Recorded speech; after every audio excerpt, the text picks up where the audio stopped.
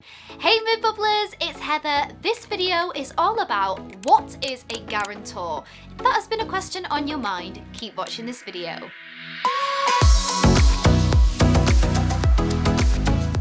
When renting a home, the majority of renters need to undertake referencing checks to see if they're suitable to rent. These checks include employment, address history, and credit report. Most renters need to be earning 2.5 times the annual rent and have a decent credit history to pass successfully.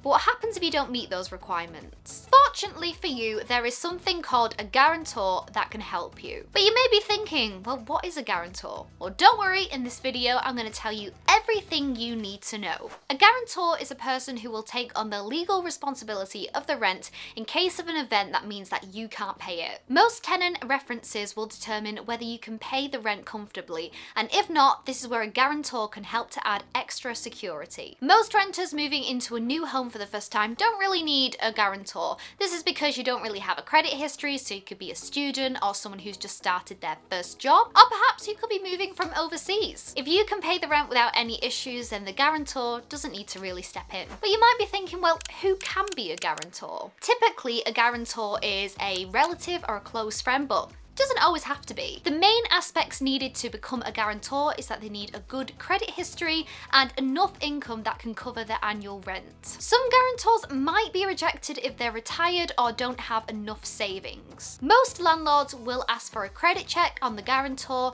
or proof of income. So what are the guarantor's responsibilities? Basically, a guarantor agrees to pay the rent if you can no longer afford to. Guarantors have no claim on the rental property, but they may be held liable, and this is called joint liability. This is when someone becomes a guarantor for someone who is living in a house of multiple occupation, but the tenancy agreement states that they are responsible for everyone in that entire household. It's super important to check the guarantor agreement before you sign any contract. Otherwise, you might have a guarantor who signed up for more than they bargained for. And you might be thinking, well, what if I can't get a guarantor? Even if you have a poor credit history or low income, it is up to the landlord to determine whether or not that they will let you rent that property. And you never know, they might say yes. If you are unable to get a guarantor, there are some charities out there that offer rent deposits and bond and guarantee schemes.